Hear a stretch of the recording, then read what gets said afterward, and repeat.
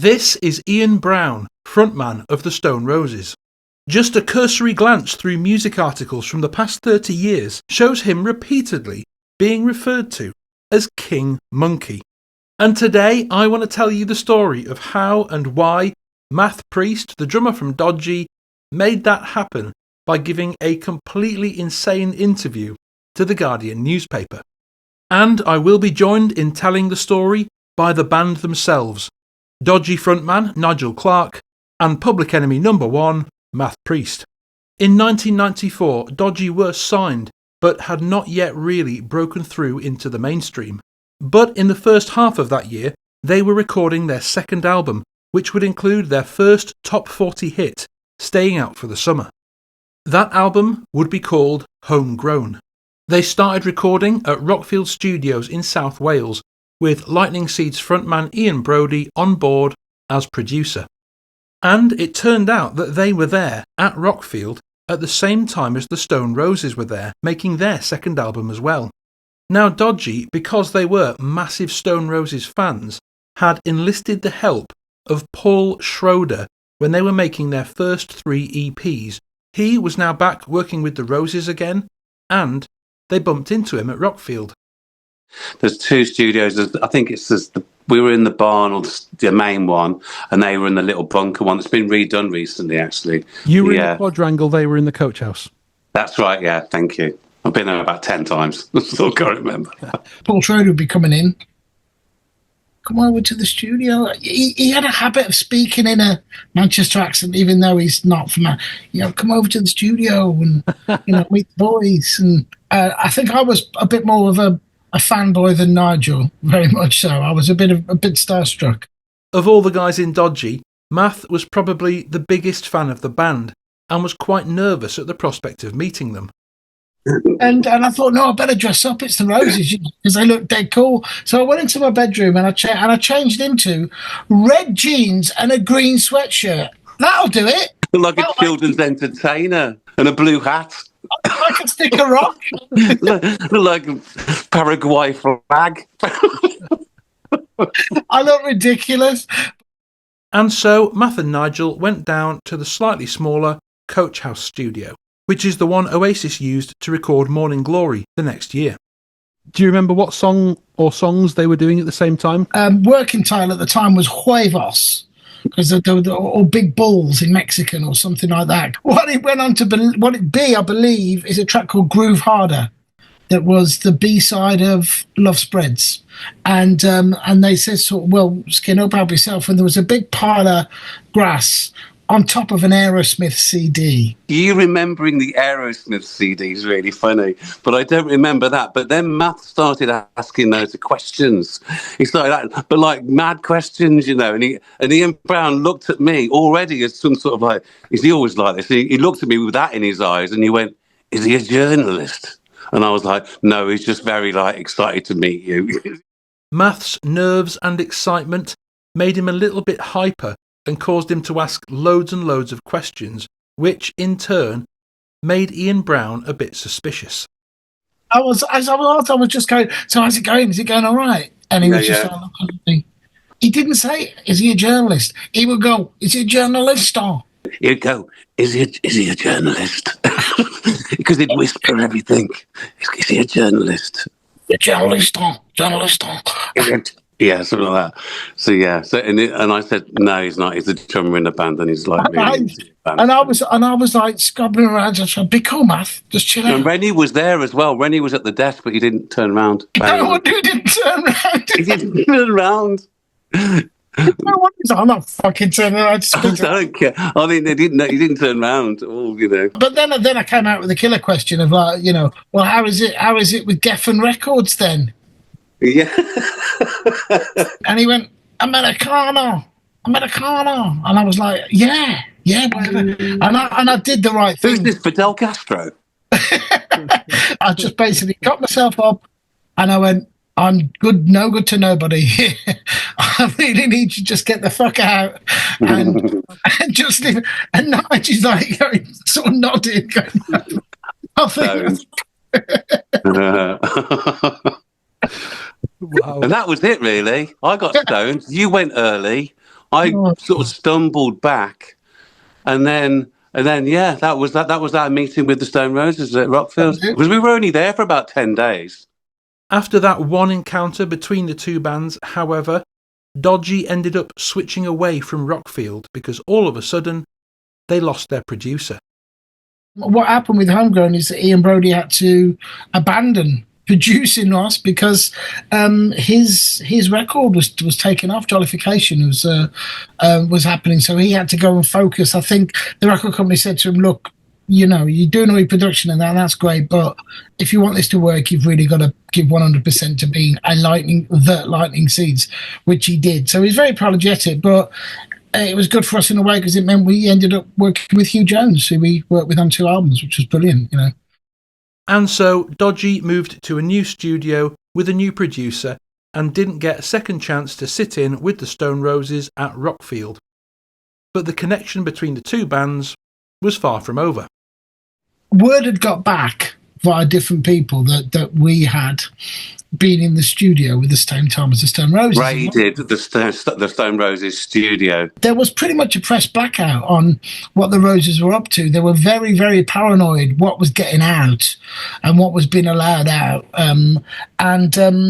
So we were up, and I distinctly remember I'd done the drums on Staying Out for the Summer, and Nige and Miller were in the studio. Doing the guitars, that's right. Doing the guitars for Staying Out for the Summer. And I get a call from the manager, our manager, saying that Caroline Sullivan from The Guardian would like to talk to us. And I'm like, fantastic, you know, wants to talk about Dodgy.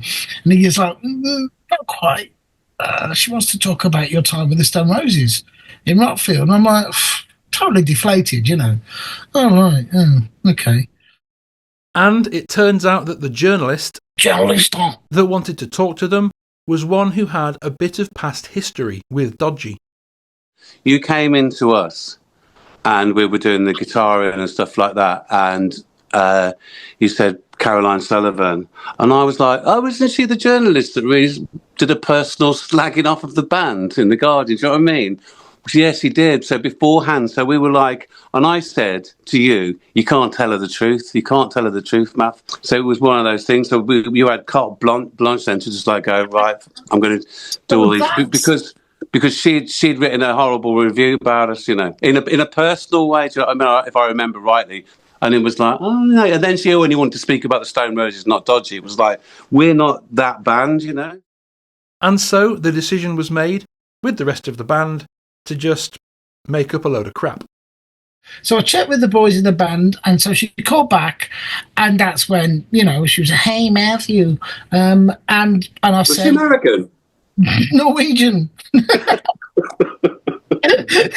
She was American, yeah. I said that Rennie did everything, sang, played guitar, bass, drums, everything on the album. And John Squire had a car cleaning company out the back.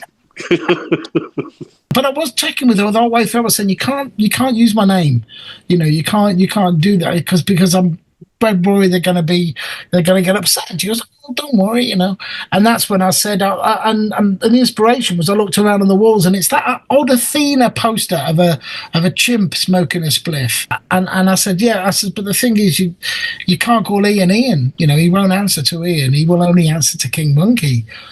So you know, you're going like Ian, and he won't out, but King Monkey. You go, what's that? And so, intelligentsia. What's that? Cocker? Journalist? And that was it. And I thought, well, that's the biggest load of bullshit ever. You know, it only answered to King Monkey. So I put the phone down, and that's, of course, we all fell about, and you know, and that was it. Didn't think anything of it. I thought she'll no doubt check. That article by Caroline Sullivan was published in this issue of The Guardian on Tuesday, May the 31st, 1994, although it was actually in this insert, The Guardian 2, here on page 5, under the heading, Stone Roses Phone Home. You found the article, James, I believe. I did. Do you want to have a listen? Yeah, go on. Someone who has listened to the new material and is more than willing to incur the wrath of Geffen by discussing it is Matthew Priest. So name dropped immediately. You said, don't mention my name. I don't want to be named. I want to be the nameless. This went Matthew Priest, drummer of Dodgy from Salisbury. Address flat 2B. We heard bits of tracks that were quite funky. Another had the working title, That's the Way... I'll do that again. Another had the working title, That's the Way, because the Roses thought it sounded like KC and the Sunshine Band. Matthew says, they're all dead friendly, but Ian's on another planet. He's so far out that we heard that he'd said, don't call me Ian, call me King Monkey. He says weird stuff like, never trust a man with a beard. He did. And you go, okay, Monkey. Okay, King Monkey. Okay, King Monkey. We were talking to Rennie and Monkey, and they were talking about doing a version of Antique Eagle's ditty, Desperado. but as it says in there, it's sort of, she checks with Ad, who was the tour manager, I think, and he's like, what? But she printed it anyway. I mean, and then she also reviewed Homegrown afterwards in The Guardian. But she said, yeah, it was great and all that, but the drums were adequately played. Of course, after the article came out, that nickname stuck to Ian Brown like glue. And it was a little while before Math found out whether or not he had seriously pissed off the band. Lads, what happened when the Stone Roses read the article? What was the reaction?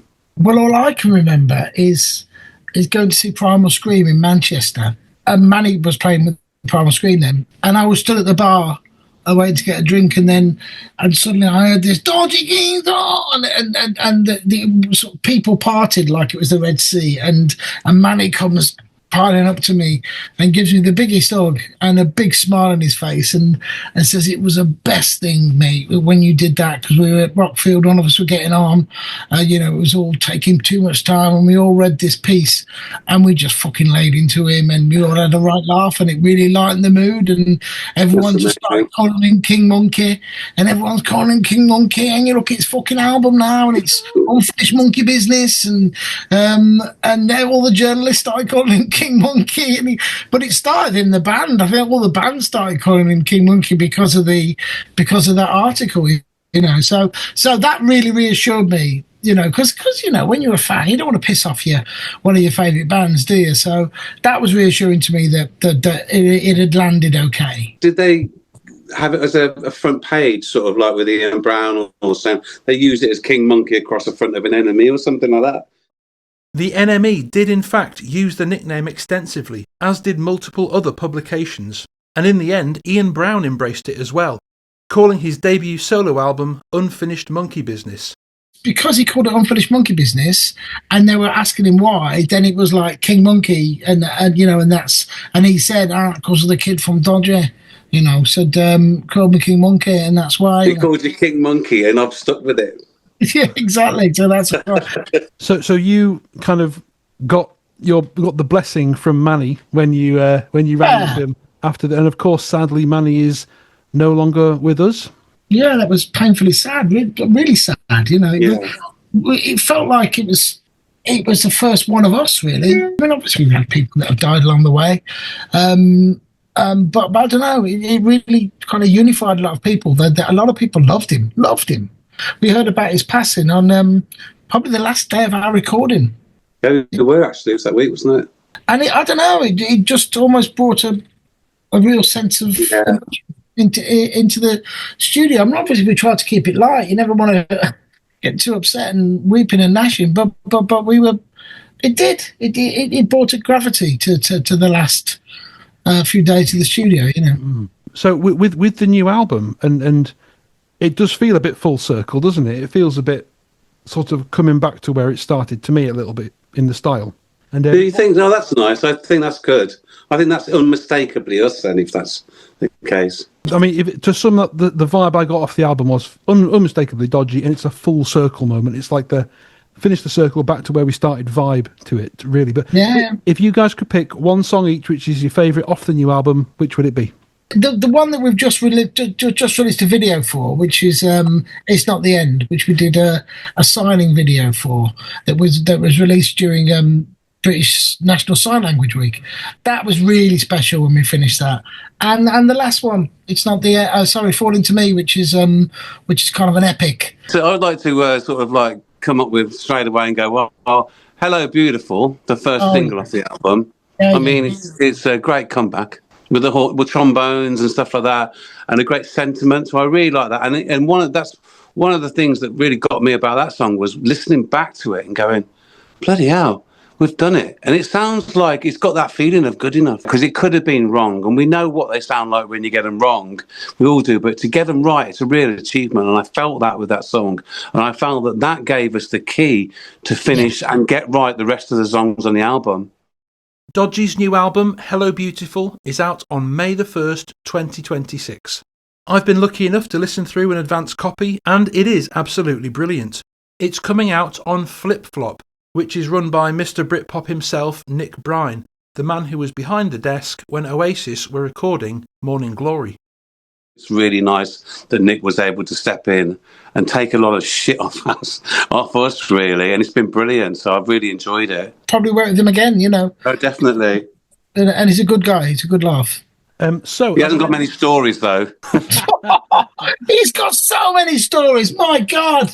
Yeah. You can sit there, and unless you shut him up, he will just go for days. Seriously. So if people want to listen to it or pre-order it, where do they go? Dodgyology.com. Yeah, our website. Just on Google's like now, you can just put the new Dodgy album and I'm sure they'll find it. But yeah, the album's called Hello Beautiful. Got some fantastic artwork on there from the guy who did all our original album sleeves back in the day. And yeah, it's fantastic. We've got a tour coming out starting right at the end of April and then goes through a few weeks in May. And we can't wait for people to hear it, really. It's 9 songs of tracks that we're really proud of, really happy. A massive thank you to Math and Nigel for coming on the channel, and if you would like to see the full extended cut of that interview, that is available exclusively on my Patreon. The link to that is down in the description, along with the links to the Dodgy tour and upcoming album. Thanks as always to all my supporters on Patreon. Thanks to you for watching. Do let me know your thoughts down in the comments below, and as always, I'll see you next time. Journalist.